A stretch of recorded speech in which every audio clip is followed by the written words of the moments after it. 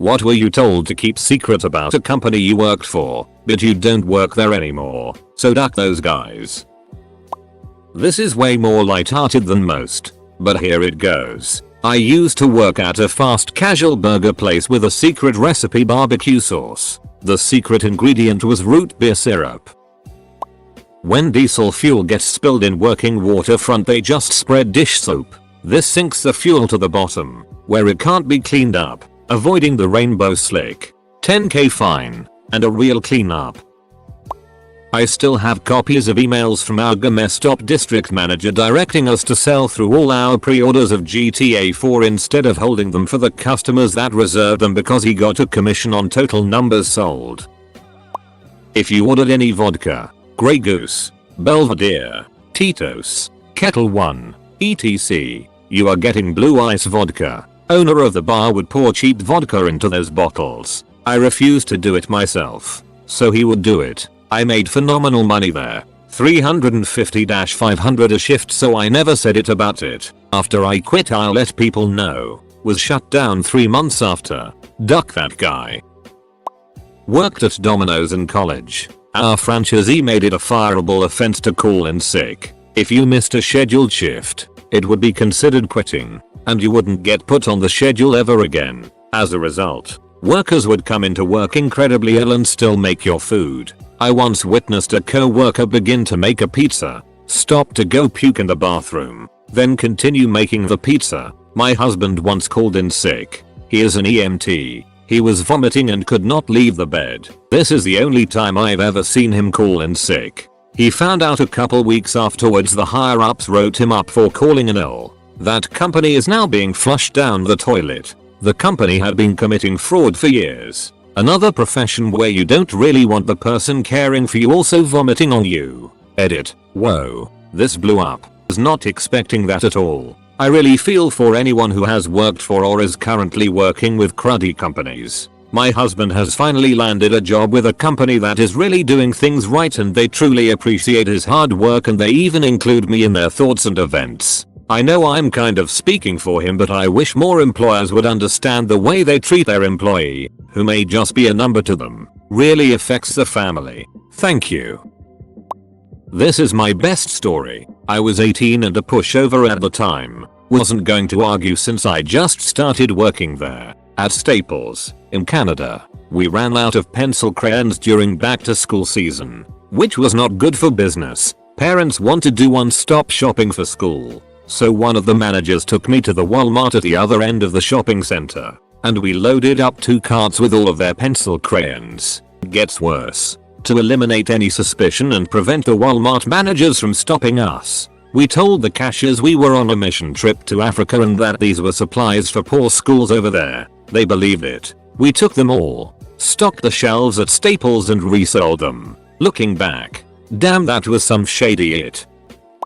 Ruby Falls is fake. Their waterfall is pumped in. It's artificial. The formations are paint and plastic and styrofoam, or occasionally purchases from other caves halfway across the country. They lie about the height of the falls. Like, not a little exaggeration. They claim it's almost twice as high as it is. Most of the stories your tour guides tell you are made up. Unless they have grey hair, their funny quips about past tours are mostly BS. The employees are not told any of this and have to piece it together on their own. A lot of management legitimately doesn't know. The tour guides know and don't care. The ones that do care quit. They threaten to sue employees who ever reveal any of this, even to fellow employees. Edit. My inbox is blowing up with people telling me about the Wikipedia article. I know. That edit was made as a result of this post. Most dairy coolers and stores are riddled with mold. Comcast spams their own employees asking them to donate money to their PAC to fight net neutrality. Duck Comcast. I'm glad I was fired. I worked at a gas station auto shop and I was told to dump used motor oil in the gravel behind the building because the storage tanks were full.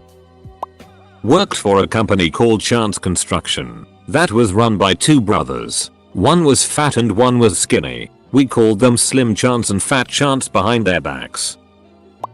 Walmart Distribution Center had a week-long orientation. For about 2 days of that orientation they gave us reasons why unions are bad and have no place in the company. They told us we would be terminated if we tried to unionize. They pretty much fed us propaganda materials and treated us like kids. They made us repeat that we understood the situation and the consequences of attempted unionization. I started working as a casual in a seafood department of a supermarket franchise a while ago. After 2 months they moved me to full-time. After that I was employee of the month and assistant manager. The company asked if I could relocate to another store to run their shop as manager. I was stoked. Manager at 18? Felt good, man. I was there for 8 months. 13 hours days 6 days a week. I was getting paid $450 a week. I thought something was wrong about that and approached my manager. He said because I'm young and still on my full-time probation period I was earning less. But once probation was over I'd be on a higher pay grade. Well, probation rolls passed and my pay hadn't gone up. The union came in one day and were chatting to all the staff about the job. I asked him about my pay grade and what I was earning, and his jaw literally dropped. He pulled out his folder and showed me what I was supposed to be earning, which was over double. He backed me up when I approached head office about it, and despite them trying to pull over everything in the book to avoid back paying me, I ended up walking out of that meeting with something like $7 grand plus a penalty. The company went from 15 major stores to 2 in the space of 3 years. My first job was at a French bakery. It's a decent sized chain in the States. A list of their transgressions against humanity. 1. I watched a pizza come out of the oven and fall topping side down on an unusually filthy kitchen floor. This was on Mother's Day, busiest day of the year for a place like this, so it was scraped up, as instructed by a manager, and tossed back in the oven with a little extra cheese to hide all the crap stuck to it. I was made to serve this to a lovely older lady and it haunts me to this day. 2. The cow. Holy duck. The cow. This was what we called a huge fridge-sized milk dispenser that was never cleaned well. One day someone dragged this disgusting bastard out from the alcove it was in and, surprise surprise, nobody had cleaned under or behind it for months if not years. There was a several-inch thick layer of spoiled milk with a technicolor carpet of mold across it. Makes my stomach turn just thinking about it. 3. At 16 I was given the prestigious position of baking all of the bread, pastries, etc. It was all frozen and it was not at all uncommon for me to find years-old boxes in the freezer. Those were all cooked and served. Now, their transgressions against me. 1. I was sealed in a human-sized proofing oven for about an hour because of a faulty door. It was on at a low temp, high humidity, but still. 2. There was an actual oven with doors that opened like a kitchen cabinet, swinging open horizontally rather than open vertically, and it was placed around a corner at a high traffic area. Well, those doors did not move independently. They were linked, so if you close or open one the other closed. I was leaned way into the ducker and guess what? Someone closed one of the doors as they were coming around, which closed the other door as well. This resulted in me getting closed in and it was at about 450 F. I struggled out by pressing the sides of my forearms against the doors, resulting in pretty severe burns as big as 2 computer mice on each forearm. I was made to complete my shift. 3. Boxes in the freezer were stacked wide too high, resulting in an avalanche of frozen cookie dough burying me in that itch. I had to bang on the wall with my foot for about 20 minutes before the saute registered sign cook came and dug me out. Manager didn't give a duck. Allow me to conclude this by saying that I worked in several other restaurants during my young life and never came across anything remotely like this again. I've never seen a waiter or bartender duck with another person's food. As far as I'm concerned, that's a myth. I've never seen such atrocious cleaning practices anywhere else, not even close.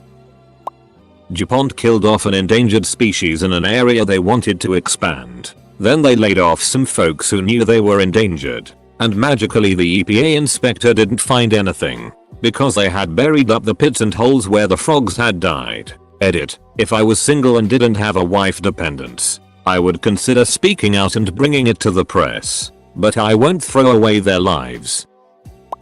A friend of mine from college was a programmer for a mobile game development company and they were screwing him on wages. So before he quit he did the worst thing he could think of. He used VMware snapshots as version control for 2 weeks. Some poor sysadmin likely committed suicide. Edit. Because lots of people asked, VMware is a piece of software that essentially lets you take a snapshot of an entire system, or set of systems, at their current state and recover exactly to that point.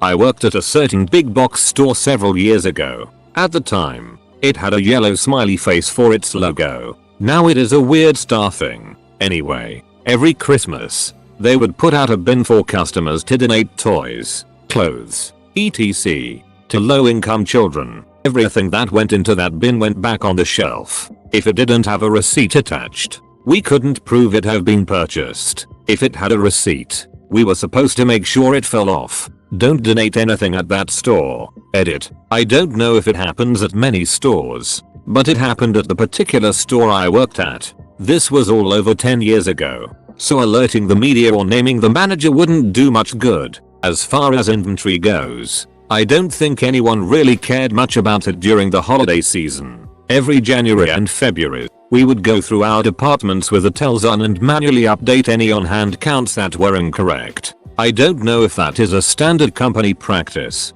It would be right before the GC inventory contractors came through.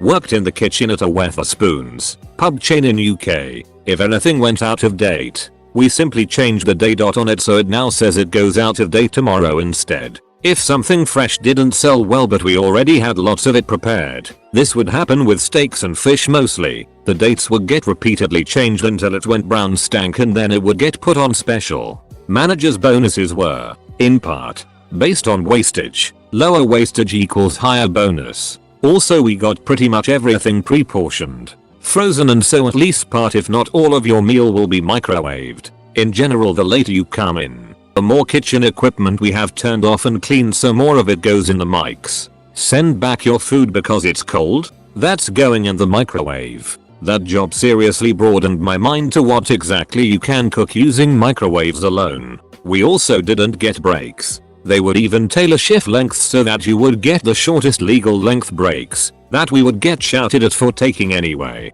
For example, a 5-hour shift gives you a 15 minutes break but a 4:45 shift gives you no break. Guess which one they give you?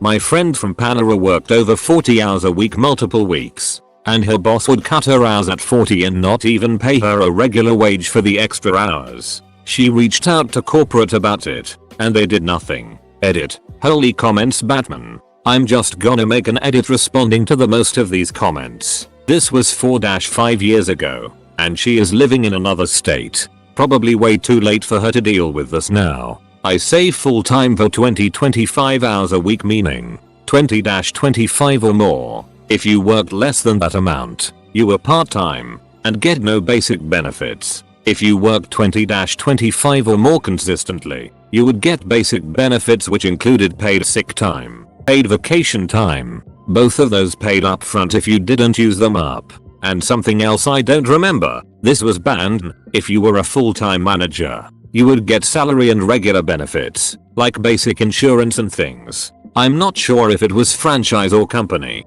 It was part of a plaza that had many stores: Kohl's, Barnes & Noble, Old Navy, D Sporting Goods, lots of clothes brand stores, lots of beauty brand stores, a supermarket, and of course, a haiku. Panera Bread sucks. They treat their workers like it. Get out while you can. The first thing you do every day at PetSmart is dump the dead reptiles into the trash. We treated them as well as we could once they were in the store, given our fairly minimal resources, but they're mistreated in transit and often die within a day of arriving at the store. We once reordered a chameleon 3 times because they kept dying. Everyone knew they were too delicate to transport, but head office wanted a chameleon in the store. Most employees aren't aware of this, since management tries to sweep it under the rug. But I was the morning custodian. The birds are also neurotic as hell due to sheer mind-numbing boredom, and the rodents bite because they're unsocialized. Elderly hamsters get put in the back room, where they'll never be purchased, because they make customers sad, at least in my experience. The employees genuinely try to take care of the animals, but it's just not a good environment for them. The cats are okay, though, since they're not actually sold by PetSmart. The company just lends display space to rescue groups and shelters. They are mostly pretty happy and well cared for. Edit. Thank you for the gold, kind stranger. Just in case anyone's interested in helping out an animal without going through a corporate pet store, your local shelter probably has birds and rodents who need homes. You can also ask PetSmart employees if they have any animals in the back, although that's a morally grey area since they'll reorder another animal to replace the one you purchased. Current PetSmart employee: the amount of quiet, dead fish we have to throw out by the end of a single day is ridiculous. I don't know how it isn't alarming to customers, because we're told to do it right in front of them. Also, I don't understand why it isn't allowed to socialize the animals. Nobody wants a hamster or any pet that is going to bite.